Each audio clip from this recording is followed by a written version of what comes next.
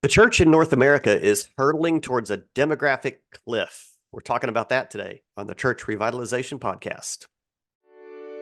Hello, and welcome to the Church Revitalization Podcast, brought to you by the Malfers Group team, where each week we tackle important, actionable topics to help churches thrive. And now, here's your hosts, Scott Ball and AJ Mathieu.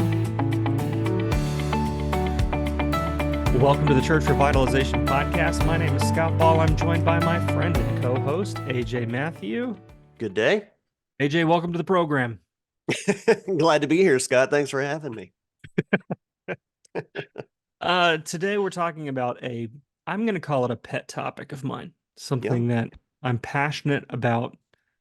I feel like it's not talked about enough, and the solutions are out there, but it's going to take an all-hands thing. And this is a topic where I think it's an issue that's going to require congregations to work with one another. Like their individual congregations on their own aren't going to be able to solve this problem. It's going to require some looking out and seeing this as a broader problem and something that has to be worked on together with the big C church, maybe even across denominational lines, in order to solve it. But it's a problem that is impending, and everyone is acting like it's not a problem.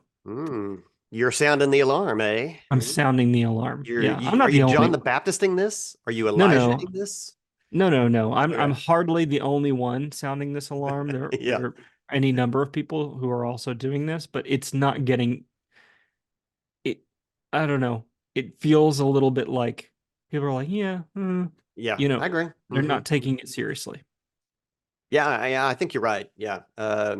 Which is kind of a Western thing to do, I guess. We'll just ride this out until we have to change.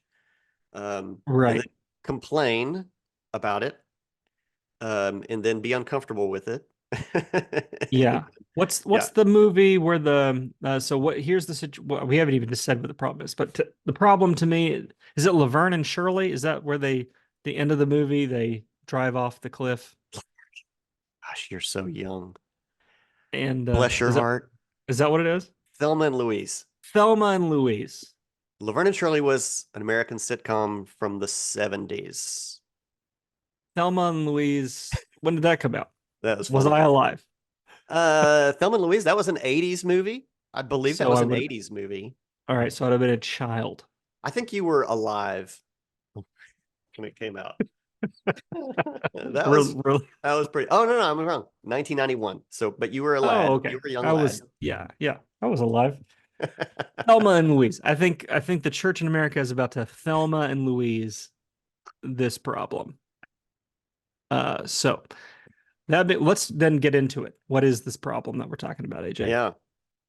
Yeah. So we have an aging eldership in the church, an aging leadership in the church.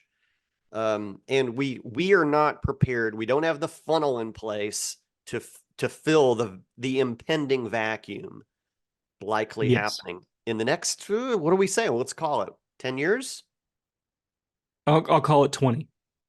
You're going to go long. Okay. Yeah. I mean, we're already seeing this is a point I make in the article. We're already seeing the consequences of this. We can get into that a little bit if you want, but I think that the fullness of the problem will not necessarily be made manifest. I don't think for at least maybe 15 years, which is why I think we've got time to make some adjustments. Like we don't have to go off the cliff, like we can turn and avoid the full brunt of this problem. So, I want to be specific, AJ. It's not just, it is eldership generally, like senior leadership, but specifically senior pastors, because I think that we'll always be able to put warm bodies in eldership. They may not be qualified, but we'll fill those seats. The senior pastor role in particular is one that you can't just shove any warm body into that chair, or you can, but that would not be good. And that is the space where we have fewer and fewer people qualified to fit an increasing number of empty seats. And we're starting to see some of those problems even now. I'm hearing stories of churches I read just the other day. I think maybe yesterday or 2 days ago online, someone who's in this space saying that there are some churches in Texas that they know of that have had empty senior pastor spots now for multiple years, Mm. haven't been able to fill their role. So, I mean, we're seeing it now. We're going to see a lot more of it over the next 20 years. Yeah, so I mean, you cited some Barna and Lifeway research in here for this first problem that you've titled the aging out problem. So in the last 25 years, the average age of a senior pastor, is it senior pastor or pastors in general? Probably not a lot of Senior pastor. differentiation Senior needed, pastor. but over 25 years, the average age has risen from 44 to 54. That's the average age. Yeah. So you got some other people on the upper end of that, like significantly above that. Yeah. We also have had, I don't know if you mentioned it in here. The quantity of people on that track towards that being their position has decreased as well. Fewer people are going into ministry pursuing that track. Am I correct in that? Yeah, we'll talk about that when we talk about seminary, but just from an aging out perspective, I thought there was this other good, like looking at the average age is one metric to look at. So Barna said 54, Lifeway's research said 57. There's another study from the Lewis Center for Church Leadership. They pointed out, I think this is another helpful statistic, that the percentage of lead pastors in evangelical congregations that are age 54 or younger. So in 1998, 61% of evangelical congregations had a pastor that was 54 or younger. Today, that number is 41% of churches have a senior pastor who is 54 or younger. So a 20% decrease. And that's a lot. That's a significant decline. So you have the age of pastors is getting older and older and older. And I'm telling you, it isn't like there's this glut of younger pastors who are just kind of chomping at the bit waiting to take those seats. So when those pastors do finally step down, they pass away, they retire, whatever happens, there are going to be more openings than there are people to fill them. Qualified people, I should say. They may fill the seats, but qualified people, there's not going to be enough. Yeah, that's right. So 20 years ago, this more senior level, it was just 20 years ago, we were talking like, the oldest generation active would have been the greatest generation, right? What were the called? Those before boomers, the great generation. Sometimes they get called builders. They were stepping out of leadership at an earlier age, a more effective rate, and earlier, and bringing up the next generation into those senior positions. That's right. And now here we're seeing, because I'm Gen X, I'm in my early 50s. So around my age is the average age now. Up approximately 10 years from where it was 20 years ago. So the boomer generation, older than you, AJ. Well, the average age. The average age is 57, according to Lifeway. Yeah. So I don't know. Is that still Gen X or is it still a boomer? Huh? Barna said 54. Barna says 54. Lifeway says 57. So mid 50s. 57 is not boomer. 57 doesn't, but it's gonna be old Gen X, right? Old Gen X. Yeah. Right. Yeah. So but regardless, the most senior level generation is not bringing up the younger generations the way they were 20 years ago. Yeah. They're waiting longer. We've talked about this multiple times on the podcast. I think part of this problem is that the oldest generation in ministry right now, which is the boomers, think of millennials as young people. Yeah, right. I'm nearly 40 and I'm a millennial. Yeah, Okay. yeah, So hard to call me a young man at this point. So not that I'm an old man, but I'm not. I'm I'm millennial, but I'm not. It's just it's a little bit insulting, like you to to say to millennials, "Hey, you're too young." What are you talking yes, about? that's right.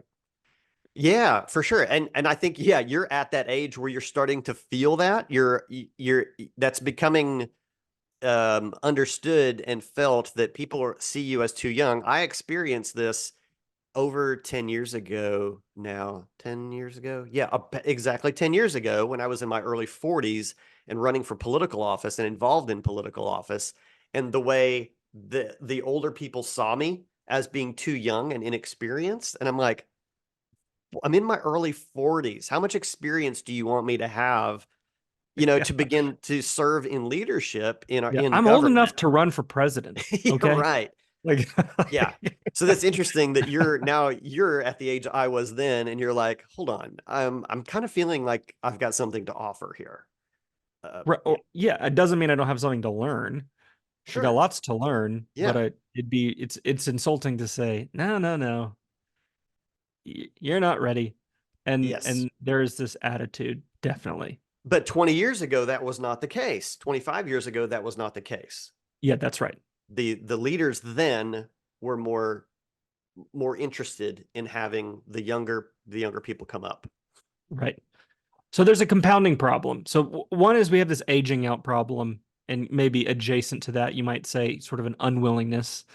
I think I would maybe that would be the uncharitable view. Maybe the charitable view would be you have a lot of folks who are serving in ministry, who in these senior leadership roles, they also went through a pandemic, and they also went through the 2008 housing crash, and they also went through all these things. And so the ability to retire might be drastically diminished. They're like, Mm, I can't step out of this role mm. financially, External and factors. so Mhm.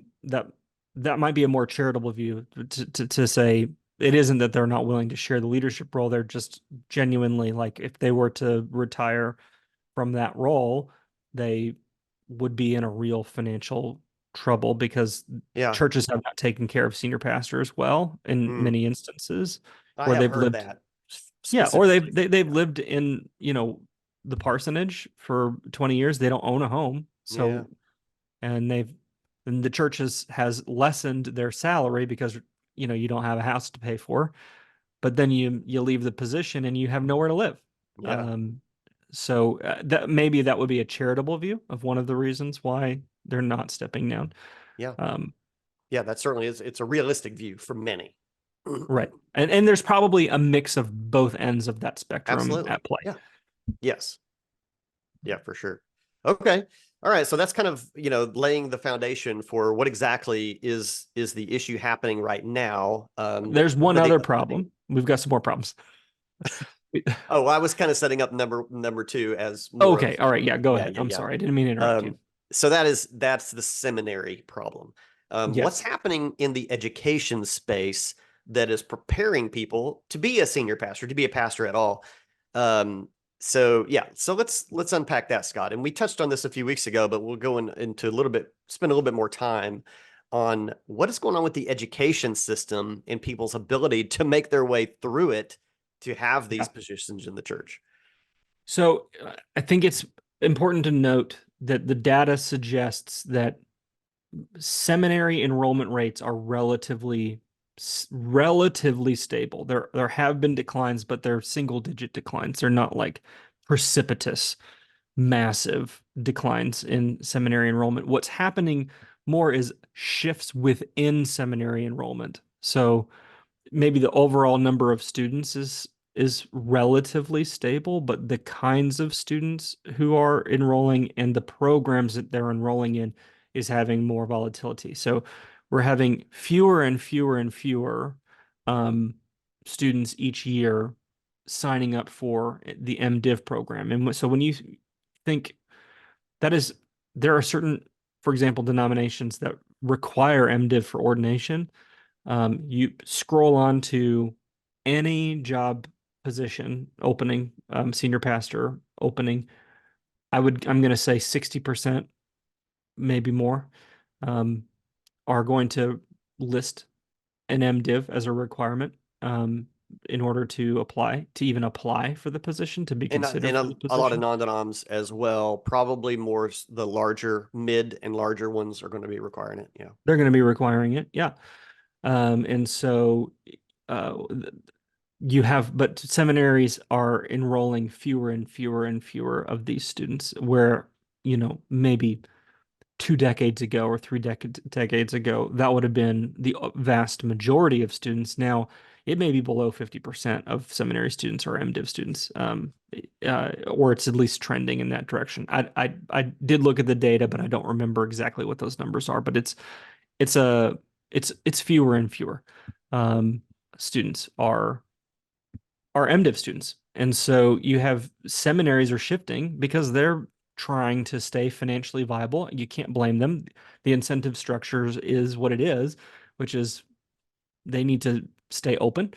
But it does to me feel a little bit like they're cutting off their nose to spite their face. Like the reason why they were founded to begin with was to train pastors. Hmm. And increasingly, that's not what they're doing. They're training biblical counselors. They're training people who are going into sports chaplaincy, and they're training people to. I think the most popular programs are often now, or the highest growth programs now, are counseling programs, Hmm. because students are going, hey, look, I can get my therapy degree. I can get this credential that's an actual credential that's going to be recognized outside of the church space. And I'm going to have more options. I can, if the thing that I love about ministry is loving people, why not get my therapy degree? And then I've got this credential that it can transfer in a Christian space and in a non-Christian space. That's a fair assessment that students are making, because they're investing tens of thousands of dollars in something that they want to be able to use, and give themselves some flexibility.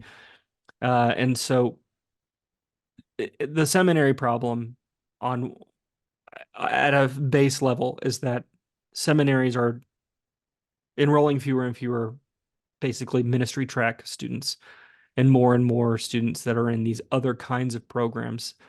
And they're doing this, and that's where all of the innovation is happening. That's where all of the growth is happening for these seminaries. Yeah. I wonder, should seminaries, this is just something that just popped into my head. Should seminaries be scaling their cost structures, higher for the degreed programs that are going to, like, counseling? You can make a lot of money counseling. Should you be paying more to get something that you're going to go out and have a career that's going to pay more, and be able to use that to subsidize, lower the cost for those going into pastoral ministry, where the salaried positions may be lower? It's a good thought, and you're jumping already ahead to the practical solutions that are in Man, play. And see, we have one more problem I to should have address. read. I should have read Yeah, ahead. you should have read ahead. Instead, we're having The an organic notes. conversation. So I guess I'll just touch briefly on it, but I will talk about this more when we get to some solutions. I think, yes, and maybe this is a good segue into the third problem, which is the financial disincentive problem. Yeah. So I think that the system is stacked against people who have sense a call to ministry, because the credential of an MDiv is often required or perceived to be required. And because the costs are really steep and high, and the time investment. It's not just it's a huge time investment as well as a financial investment. There's a massive disincentive where we are creating barriers, artificial ones, between people who sense a call to ministry and pastoral ministry. And so maybe we can dive into that problem. And then I think we can talk about some of the solutions, but let's chat briefly about the financial disincentives. Yeah, well, I mean, some of the numbers are not pleasant, to consider the cost of so you've already set up. Most churches are looking for a very high level of education at the MDiv level. It's a lot of hours. It's a very high cost to achieve that. Likely having people come out of that educational environment with a lot of debt, only then to be able to get a job that would barely be livable to service the debt and have the normal things that a person in Western culture would desire to have: a family, a house, a car, right? That's right. Yeah. It does not look appealing. If you do the math, it does not look appealing. Now, of course, I want to challenge maybe not you, but just some perspectives that some people may have. Now, our audience listening to this is probably not in this camp, but um, people in your churches, if you're listening to this, maybe don't understand that a Master of Divinity degree takes twice as long to complete as an MBA. People maybe think of those things because they're both master's degrees. yeah, An MBA and MDiv, they're both masters, and they are. But an MBA is like a 60-hour program, and maybe less than that. It might be like a 30-hour program, 36-hour program. I think it's, maybe more around there, 30, 40. Could be wrong, but Yeah. Okay. So an MDiv is a 90-hour program. So it's more than twice as many hours. And a THM, which some students go for, is 120 hours. So I don't know that the average person in your church recognizes that when a person is signing up for an MDiv, that's another 3 years of full-time education. If you were a full-time student, and if you're trying to work while you're doing this, it's even longer. It took me, I did not do an MDiv for a lot of these reasons. I did a Master of Arts in Religion. It was only 60 hours instead of 90. And it took me 4 years because I was working full time while I was doing it. And that's how I was able to pay for it, is I was paying for it out of pocket before we had kids and all this. But this was back in 2000. I went from 2008 to 2012 was when I was in seminary. And the world's changed a lot. It's more expensive now, and housing is more expensive, life is more expensive, and I didn't have kids. So at the time. yeah. Um, University of Tennessee, Chattanooga says 36 credit hours. And then we've got, but then University Texas Dallas looks like maybe 53. So probably a range, but I think we're looking at in the upper 30s to 50 on the MBA. It's yeah, right. So it's at least close to double in Could most be close to and double. more. That's right. Yep. Yeah.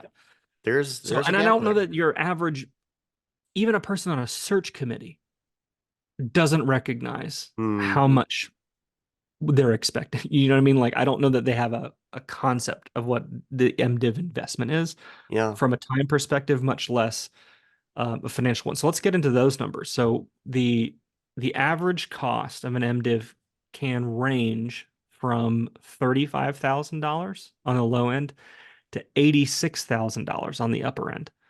That's a lot of money especially when you add in that going an in-state college degree, 4-year degree, which is required to get into an MDiv program in normative circumstances, is an average cost of $115,000 right now in 2024 dollars.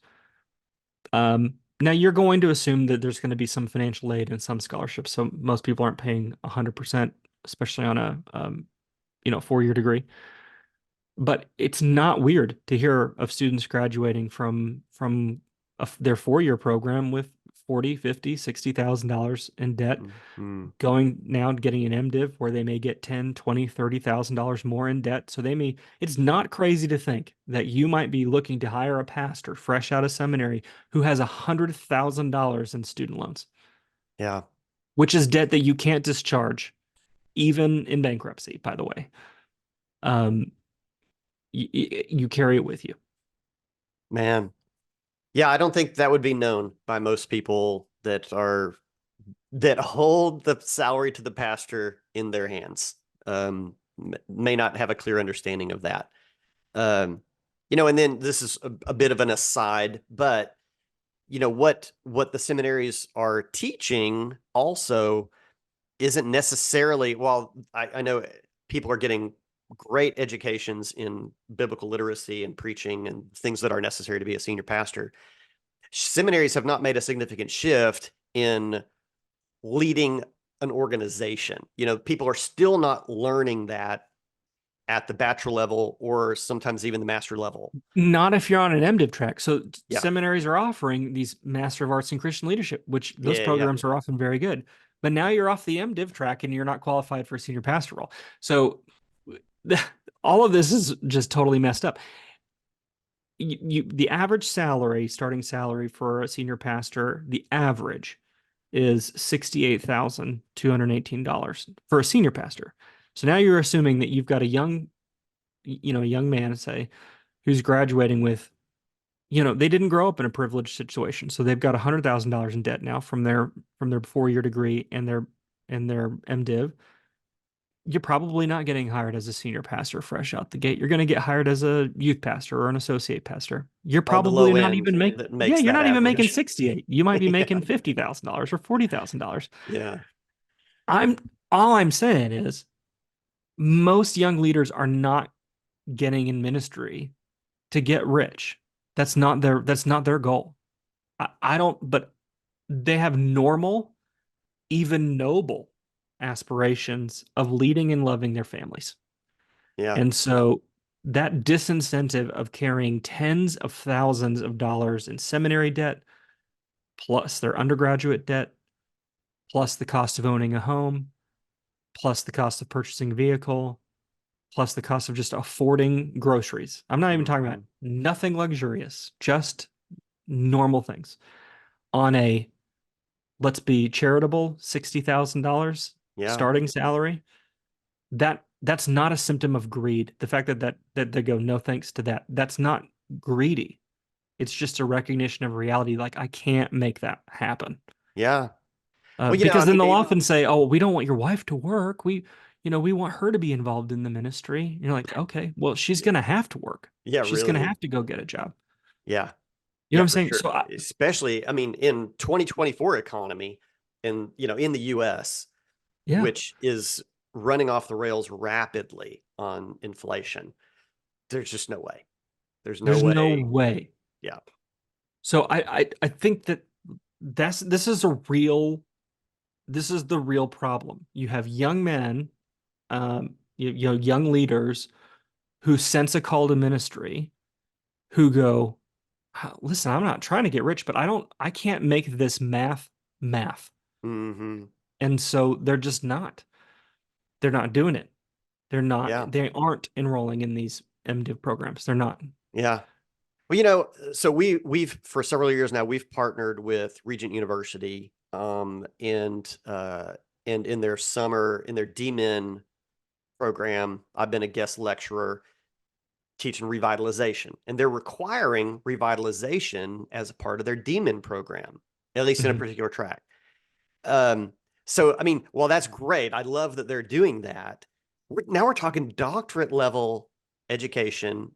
Well, and DMin requires an MDiv or MDiv equivalent. Exactly. So you're like way up there now, getting into what the majority of churches need, the education that the majority of churches need out of senior leaders.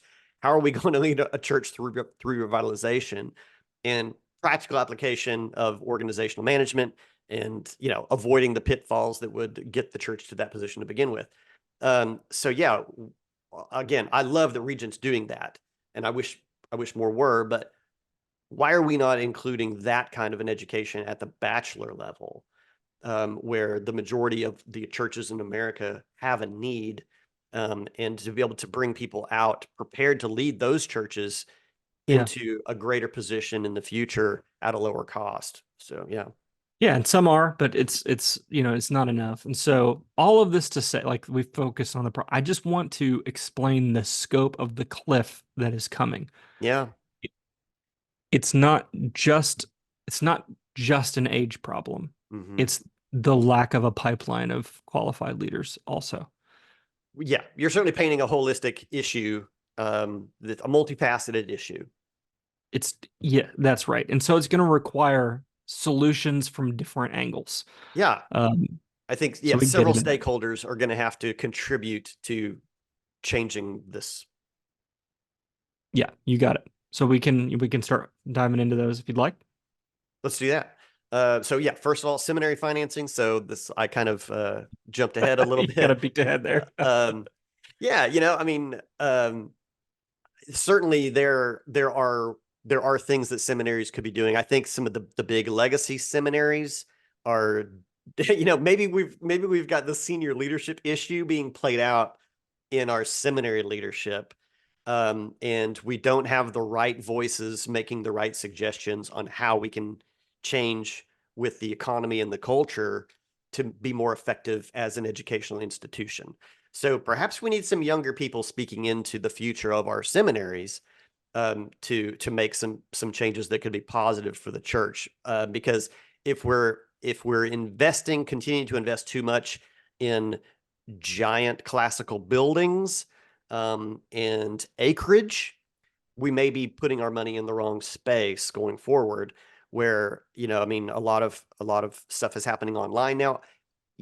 You cannot make anyone believe that the cost to give an education over the internet is the same as having somebody drive to a place, park, and walk into an air-conditioned building. Those two things cannot be made to be equal. And so if we're providing an education at the cost of an in-person experience in a remote experience, we've got to scale this. Yeah. That Well, right and there already is something we could do this cheaper if we wanted to. that's true. And and I want to give credit to seminaries that are a lot of seminaries are think there are way more online programs now than there were. They are less expensive. These things, but people have to change their. Well, I'll just give a personal example. So I didn't do my program online. I went to Gordon Conwell Seminary, but I went to the Charlotte campus, which is a campus that is geared more towards people who are working in full-time ministry while going to seminary. So the physical campus is much smaller than the main campus up in South Hamilton, and the students there are generally not full-time for the most part. And it's like more weekend modules and that kind of thing.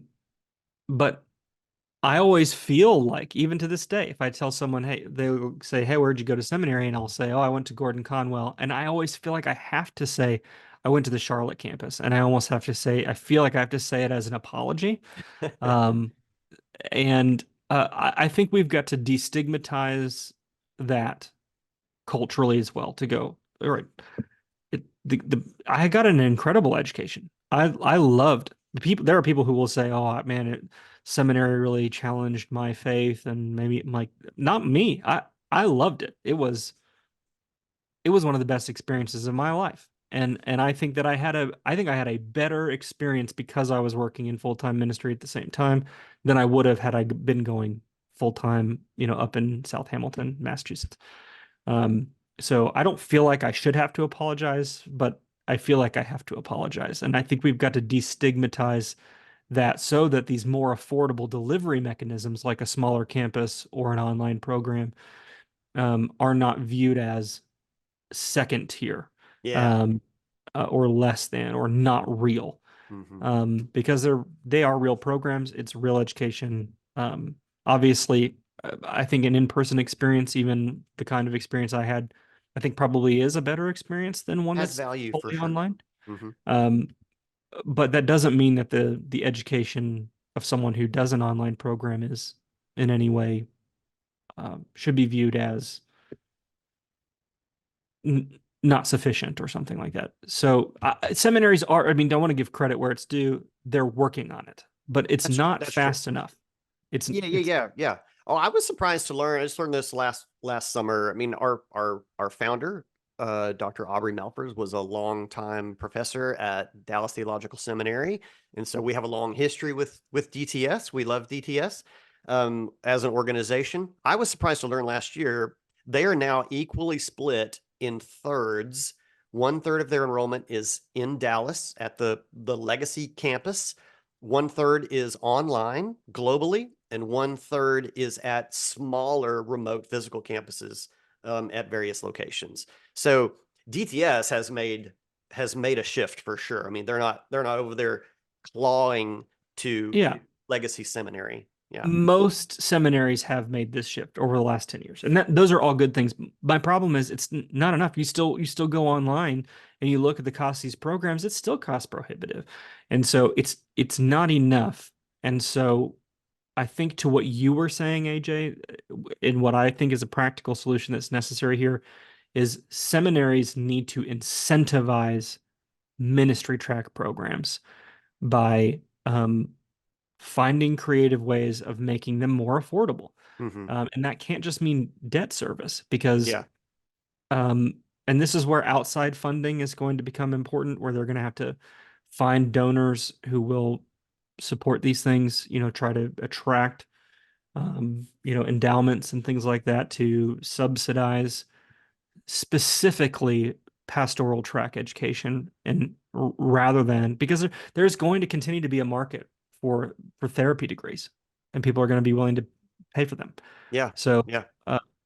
you should disproportionately subsidize these ministry degrees if the seminary recognizes our primary reason for existence is to equip leaders for service in pastoral ministry. Now, if the seminary goes, that's not our thing, then I mean, and that makes me uncomfortable, honestly, because I think That's for them to decide, I guess. But that's for them to decide. But yeah. if you go, no, the central pillar of what we do has always been and is going to continue to be deploying leaders into pastoral ministry, then you need to incentivize that rather than disincentivize that.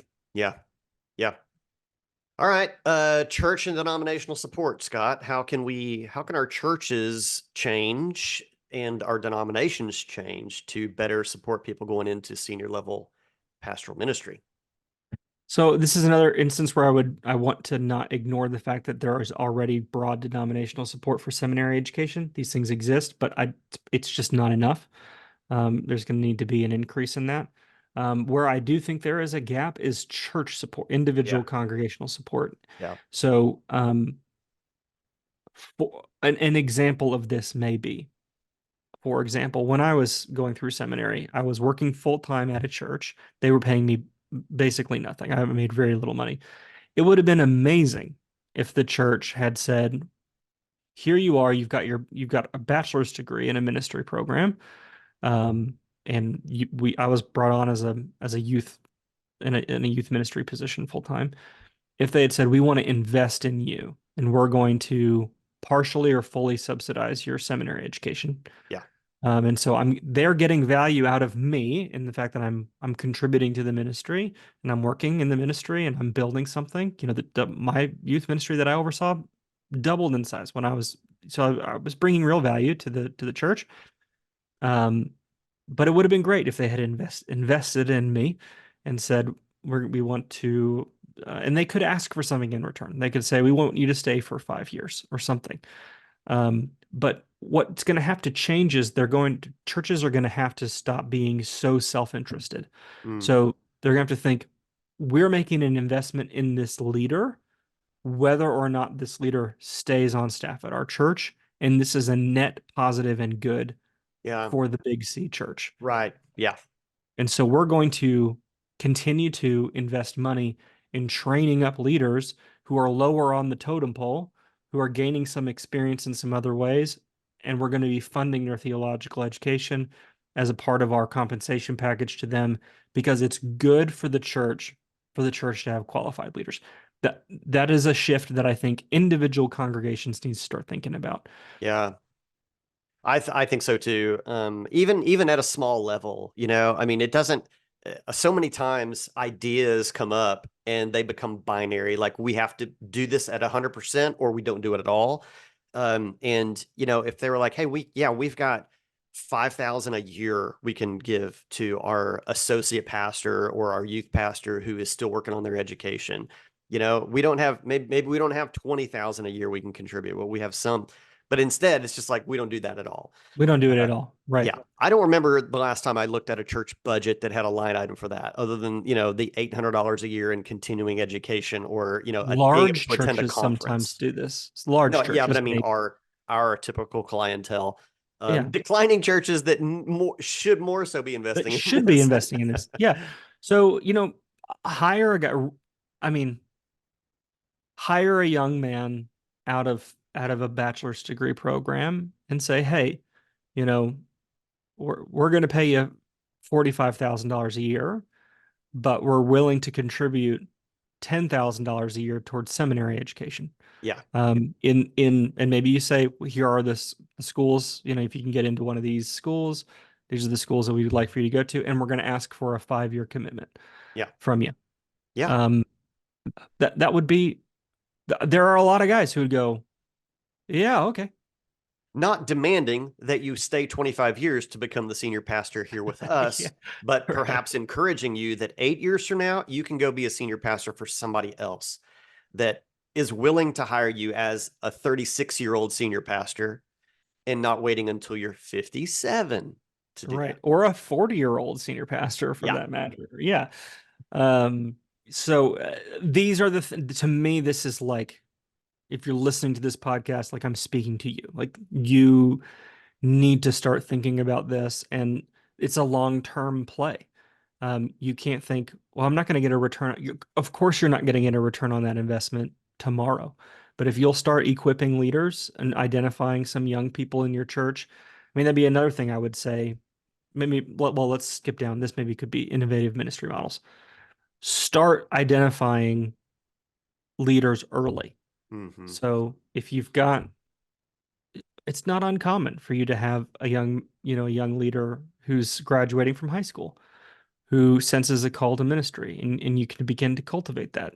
Put them in an internship roles, which again, that's not revolutionary or innovative. People have been doing that forever, but begin to put them on a track that then scales your investment in them.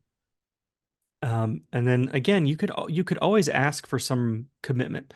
If the church is going to financially invest in your theological education, you could ask for some sort of level of commitment to hopefully recoup the value of that investment in their education. But to me, this is maybe the biggest area of innovation, is that churches need to start taking ownership of theological education rather than totally outsourcing it to the individual student and the institution, which has been the model for forever at this point. It feels like.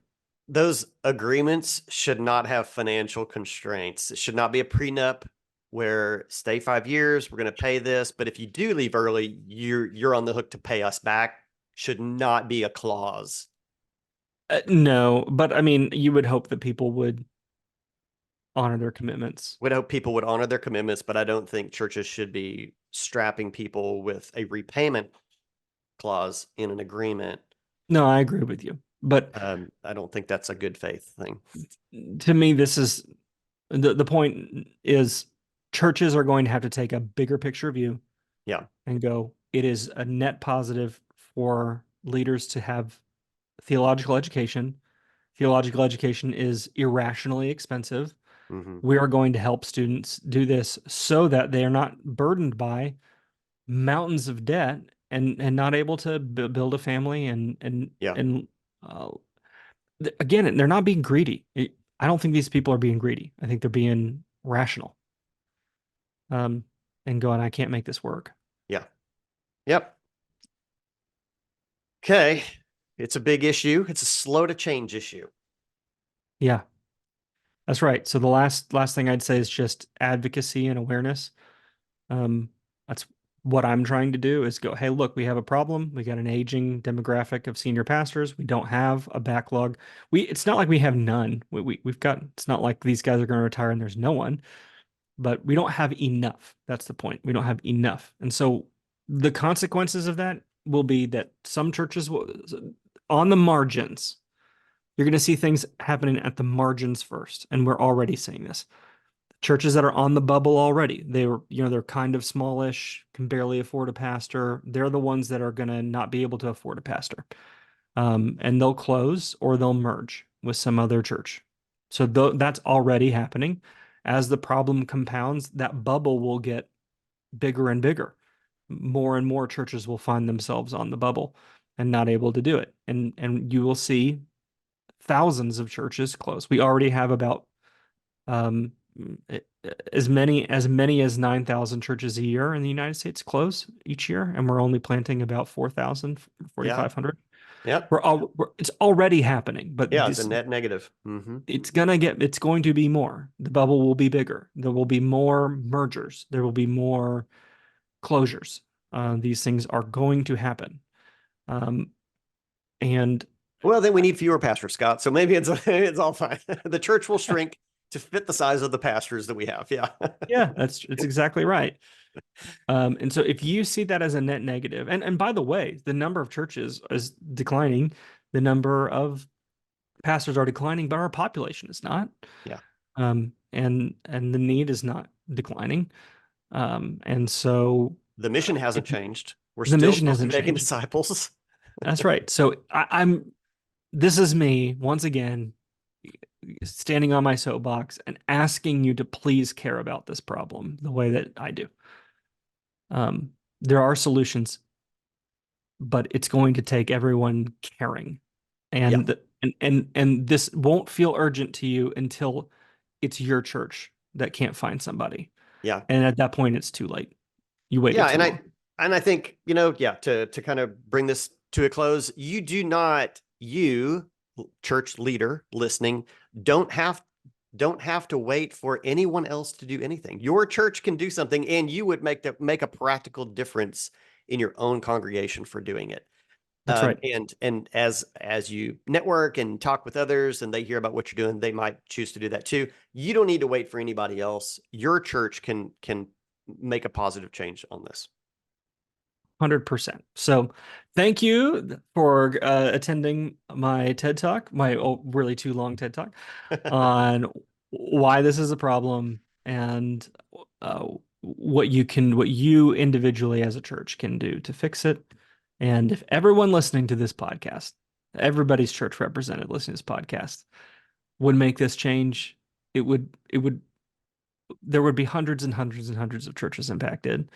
And leaders trained, and it just from this one podcast alone, I'm dead serious. If everybody took it seriously, it would have a net positive effect, and that's how it starts. So, I'm talking to you individually, listening to this in your car or in your workout or whatever. Take this seriously and do something. Yeah, there you go. I love it. I'm going to make one more personal appeal. Go over to malforsgroup.com, click on donate, because we've got 2 ministry trips coming up that we really need your support on. This is the end of March that I'm saying this.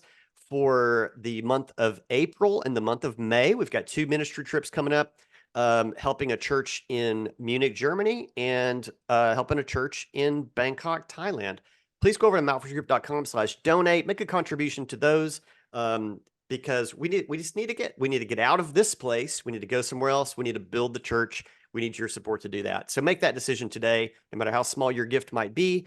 We would love to have your support to do that. This has been episode 234 of the Church Revitalization Podcast. So malforsgroup.com/234 is where you can read today's article and have link there as well over to YouTube. Lots of people watching the YouTube over there, and we're happy to have you. Our channel is growing, and that's fun to have you guys over there because you can comment as well, like you can't on the podcast. We'd love to have your comments on YouTube.